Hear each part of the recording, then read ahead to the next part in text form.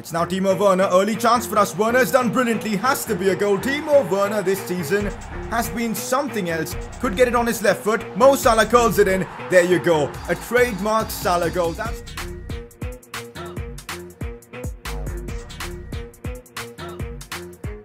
So here we are back again with another episode of the Chelsea Career Mode series. A lot's been going down in season 2 so far. This is episode number 18. We've done some big business so far this season, signing Clément Lenglet, who's not off to the best of starts to his Chelsea career, picking up a red card in his last Premier League game. But we made a massive signing in that last episode, betting on the future of football in Ansu Fati. Today's episode, we're going to be wrapping up transfer deadline day, potentially one more signing. You never know, anything can happen on deadline day. We're definitely going to work on some player sales to generate some extra funds. Obviously, we've got some interesting Premier League games to focus on in today's episode, but most importantly, the Champions League group reveal and our first group stage game will be in this episode. And I told you guys in the last one, there is a big surprise coming. So we've got a lot going on in today's episode. Champions League football for the first time in this series, Premier League action, transfer business. It's gonna be one hell of an episode. And if you guys are enjoying the content, keep the support coming in by dropping a like in the video, subscribe if you're new around here, and let's get this underway. So it's now time for a press conference, and if you guys want to see your questions being answered, drop them down in the comment section below. First one of the day: play Cucurella more often. When he plays, he is amazing. You're not wrong. Cucurella has been really impressive whenever given the chance, and honestly, with his overall now being pretty similar to Ben Chilwell, I'm gonna be starting to play Cucurella in the more important games more often, because I just feel like he's got the X factor over Ben Chilwell, the added pace, the dribbling and the crossing. Marc Cucurella is just more of a better footballer, I guess, than Ben Chilwell. Chilwell's probably better defensively, but Cucurella just offers that extra bit in the attack, which could prove to be vital in certain games. We've seen that from Hakimi, and I feel like going with Cucurella and Hakimi on either side could be the play, and that's why Marc Cucurella is most certainly going to be getting some more game time this season. Next question is: N'Golo Kante heads into his 30s. Will you be looking to sell him before he starts to decrease in his rating? That is a valid question, but I'm being honest, nope. We're not going to be selling N'Golo Kante no matter the cost. Barcelona could come in for a 100 million offer, and I'll just say no to them, because N'Golo Kante, I want to keep him until the end of this series. Yes, he's going down in his stats already, that's how this game works, but he's still going to be very amazing for us, don't get me wrong. Plus, with the realism mod, his decrease should be a lot lower than usual, so that should be realistic. Some of his stats have gone down, like aggression, stamina, vision and all, but I'm sure we can work with that. N'Golo Kante, even at let's say 87 or 88 overall, is still going to be insane, and that's why I've not even thought of the option of selling N'Golo Kante. But it is an interesting question, and let me know what you would do in this situation. Would you sell a declining N'Golo Kante and replace him? Let me know in the comment section. I know what I'm going to be doing, and that is keeping Kante. He's our captain. Next question: since you've been dropping points even with an amazing team, do you think changing the formation could benefit the squad? This is something I've been thinking about. You know, not necessarily changing the formation completely. I still want to be running a variant of 4-3-3, but maybe away from home, we should be using somewhat of a defensive formation, because you guys know with the realism mod, away games are a lot harder. So I'm thinking away from home, we could use a variant of 4-3-3, but maybe use a holding variant of it, where you have a CDM where N'Golo Kante can get stuck in the hole. We've got a left centre mid and a right centre mid. That could work really well to help start counters and just play good football. I have a feeling this could be really effective. So this is what I'm going to be trying out in this episode. Away from home, we're going to be trying out something different to help cope with our struggles, because we've been abysmal away from home this season and we need to find a solution, and this could be it. Let me know if you guys have any other tactical changes that you would advise me to do. I'd appreciate it. But for now, press conference done, let's move on. It's back-to-back for Timo Werner as he picks up yet another Player of the Episode award. Not surprised at all. Another good episode for him. Scored a couple of goals in that last episode in the Prem, and well, that's why you guys in the comment section were all raving about Timo Werner, and well, he wins the Player of the Episode award. Okay, so we are on transfer deadline day at the moment, but if I'm being honest, I'm really happy with my squad. Apart from potentially getting rid of Bakayoko and Kurt Zouma, which we are trying to do, I'm pretty content with what we have, and that's why I'm not going to be looking into the market to sign any more players. But you never know, with a surprise transfer, anything can happen. For now, we'll keep things as is and let's just get through transfer deadline day. Here we go, already offers coming in on deadline day. Let's see what this one is about. Okay, Bakayoko has been sold for 21 million to Spurs. We get an additional 16.5 million for a player I really wasn't looking to use, so perfect. No offers for Kurt Zouma, surprisingly, on transfer deadline day, which means he's going to continue with us. I doubt he's going to be getting many opportunities, but it's interesting to see no offers come in for him. Anyways, with that transfer deadline day done, this is the squad we've got until January. And I'm not gonna lie, I'm pretty content. Okay, what even is this for an offer? It's outside the transfer window. We're not gonna entertain it, obviously, but 87 million for Achraf Hakimi. We could actually sell him for somewhat like 140 million. Nah, man, this is not happening. I'm pretty happy with Hakimi. There's no reason for us to go out there and sell him. I'm pretty happy with the squad. We're not going to, destabilize things by negotiating with Barcelona of all teams for Hakimi. We're going to keep him at the club. I'm looking forward to making some progress with our season objectives. Maybe Kovacic could win a Man of the Match award. Billy Gilmore will probably get a start in this episode. Timo Werner has been in great form. Let's hope we can keep that up. Same with Mo Salah. So Timo Werner actually made the nominations for the Player of the Month award for the month of August, but ultimately it's Raheem Sterling who ends up winning that award. Fair enough, I guess. I know you guys are super excited for the Champions League group reveal, but have some patience. We're going to be kicking things off with some Premier League football as we take on probably the most annoying team to play on FIFA in Burnley.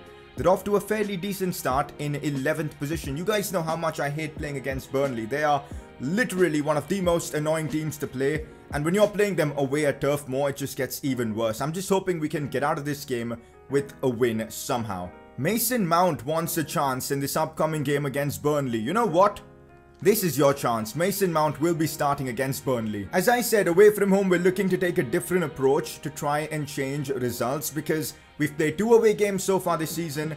We haven't won a single one. So against Burnley, we're going to try out the 4-3-3 with a CDM to see how that works. Kante will be playing in that position. Mason Mount wanted a chance in this game.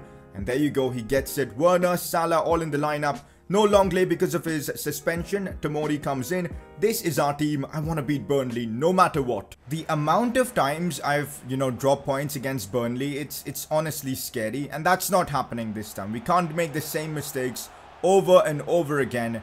We need 3 points. We've made a tactical change as well. Let's hope we can pull it off. Alright, this is not the start we needed. Aaron Lennon almost scoring for Burnley within the first 6 minutes. Sean Dyche looks a bit angry because Lennon really should have made most of that chance. Kepa coming up with a really big save. Ball comes in. That should be Kante's ball. Does well, and now it's Kovacic. Has got the ball under his control. Can take it forward. I need a bit of support maybe from Mo Salah. Gets taken down terribly there. That's a foul. Burnley already putting in the rough challenges. This is going to be a long 90 minutes. Looks for Mason Mount. He wanted a chance. Here's his opportunity to deliver. Goes back to N'Golo Kante. Gets the pass again. Still Mason Mount. Sees some space for Mateo Kovacic, who does really well there with the dribbling. I've got to go backwards for Kante. Look at how deep Burnley are. It's crazy. Now it's Kante again. I see Kovacic. Maybe a bit of space here for the Croatian. Turns. How is the keeper saving that? Come on. What a big opportunity for us that we've squandered. Now it's Werner who turns. Timo Werner with pace. Still Werner. Can he shoot? He absolutely can. Timo Werner with his 6th goal in the Premier League. You just can't stop him. The guy is a goal machine. I'm sure he's pretty much scored a majority of our goals this season. 6 in the Premier League now for him. 1-0 against Burnley away from home. We get the all-important lead. And it is N'Golo Kante with the assist. Werner with a lovely finish on that weaker foot of his, and we've now got the advantage. Come on. Werner seems possessed at the moment. He wants to get this result against Burnley. Look at that from him. Looks now for Pulisic. Pulisic to Kovacic, should be another goal. Let's go. 2 quick-fire goals against Burnley. Just what we needed. Mateo Kovacic with a lovely finish. He scores his first of the season. Chelsea cruising against Burnley in a fixture I absolutely dread, but I'm loving the fact that we're now leading comfortably 2-0. Let's push on from here and secure the result. Pulisic picking up the assist for this goal. Not a good fan of this. I'm not a good fan of this. Come on. Lasagna with the goal for Burnley. They get one back and I'm not happy to be in this situation. 55th minute of the game. We've given Burnley a bit of hope. That's not good. We were dominating this game, and to concede a goal like that from literally Burnley's first chance. is a bit demoralizing, but we still got the advantage. We've got to keep that in mind. Suddenly, Burnley have turned into prime Barcelona. Like, what? Good challenge there from Rudiger. Wins that cleanly, and we can move the ball ahead. Kovacic looks for Werner. What a counter-attacking opportunity this could be. Here goes Christian Pulisic. He's absolutely not getting caught. In fact, he does, which I don't understand. But simple chance for us. Pulisic. Oh my god. How have we bottled that counter-attack? And also, how is Christian Pulisic getting caught up so easily? I swear, man.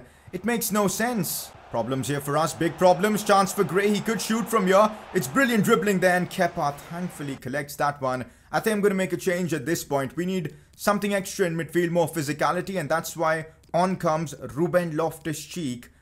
And yeah, that's about it for substitutions from me. Problems here for us. It's Brownhill. This is not good. This is not good. They've got the chance. Burnley are going to score from this. I can feel it already. Oh my god, big save from Kepa. Whew, that was intense. Honestly, the pressure from Burnley is genuinely unplayable. They've got a big chance here. They're going to score. Kepa, absolutely ridiculous. Kepa has been man of the match in this one. We're hanging on by a thread against Burnley. These away games, man, they're no joke, especially against a side like Burnley. It's full time, and it is such a relief that we walk away with all 3 points here. This was one of the most intense Premier League games I've played, and of course it's against Burnley, but yeah, I'm so glad we walk away with 3 points. Werner and Kovacic got the job done. It was a man of the match performance from Mateo Kovacic, who scored the winner from midfield with a 9 match rating. That helps us out with the objectives. Are you proud of Chelsea's performance? This wasn't the best of our performances, but let's be honest, against Burnley, you just got to be happy you got the job done away from home. We are still 5th in the Premier League after that win over Burnley, but things are really close between us and league leaders Manchester United, Liverpool are still. Nothing much separating the top 6 teams, just about 5 points for that matter. United, the only team who have a perfect record. Our next game in the Premier League, though, is going to be against Liverpool at the Bridge, and that's going to be a big challenge. For now, though, time to focus on the Champions League. So it's now time for the Champions League group reveal, and it's time for the big surprise as well. And you've probably guessed it right. Yup, the team we managed, the team we coached to a Champions League trophy in the first season of this save, Bayer Leverkusen. We're going to be up against them in 2 games in this group. That's going to be a lot of fun. The team we built, we signed Luka Modric for them. We signed Heung-min Son. We've built an amazing team, and we'll be facing them with our new team, Chelsea. I genuinely can't wait for the games against Leverkusen, where we'll be playing against our former team. It's going to be refreshing and a ton of fun for you guys as well. So apart from that, it's a relatively easy group. I expect us to finish first in this one. Let's take a look at the other groups as well. So in Group A, we've got Bayern, Valencia, Bruges and Moscow. An easy group, to be fair. City, Leipzig, Spartak Moscow and Salzburg. Man City always tend to get an easy group. We've got Barcelona, Napoli, Lille and Besiktas in Group D. Ooh, United have a difficult group with PSG, Atalanta, all good sides. Basel as well. Liverpool, Dortmund, Monaco and Shakhtar. Atleti, Juventus, Ajax all in the same group. Now that's difficult. Inter, Real Madrid, Benfica and Copenhagen. So that completes all the Champions League groups. Our first game in the group stages is going to be against Dynamo Kiev. It's going to be interesting. First ever Champions League game of the series. We've got to win this against Kiev. Now, since it's another away game, we're going to be sticking with the theme of switching up our formation, using a CDM to just help control things. Now, because of how grueling that game against Burnley was, we've had to make changes. Tammy Abraham, Ansu Fati, all of them come in. We've still got a lot of talent like Loftus-Cheek, Ziyech all starting, so I'm comfortable. You guys have been wanting to see Hideki, the player who helped us win the Champions League in the first season.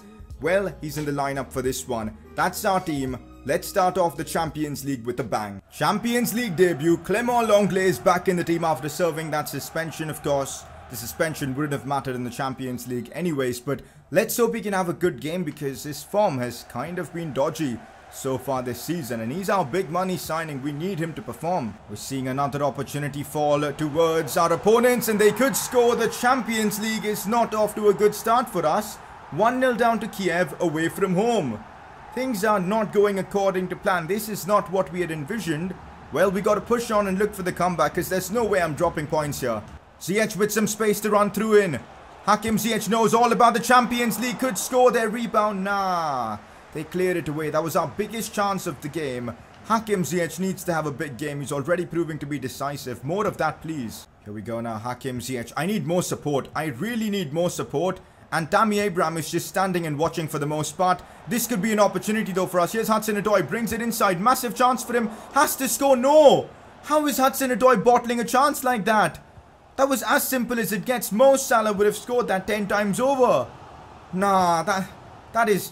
come on. It is now Billy Gilmour. This could mean something for us. Billy Gilmour with a bit of trickery. Still Billy Gilmour. He's done him there. Or still Billy could get the shot off. He can, but the keeper has made a good save again. At least we're creating chances now.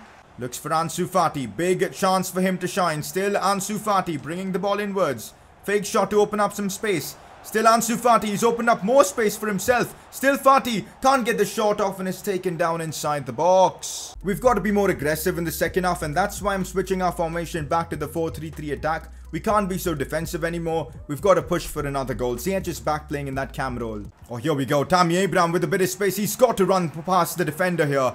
Still Tammy Abraham struggling, but he's managed to get past the defender. Tammy Abraham with a big chance, and let's go. Tammy Abraham proving his doubters wrong. It's a big season for Tammy to assert his claim for that #1 starting spot. And if he plays like this and scores goals like this, Timo Werner could be in a bit of a pinch. But anyways, Abraham with a big goal here as we get the equalizer later on away in Ukraine. 1-1 in the Champions League. A big goal coming from Tammy Abraham. Kiev putting us under again. A lot of pressure. Chance for them from a set piece. Hudson-Odoi chests it, but only as far as the Kiev players. They've got another chance to score. Billy Gilmour saves the day there. That was ridiculously close. A goal line save from Billy Gilmour. Abraham. Lovely. Big chance here for Hudson-Odoi to score as well. No way. That was our chance to secure the win in the 90th minute. Big save from the Ukrainian keeper. That's tough. A 1-1 draw in our first Champions League game of the series. Not ideal, but you know what?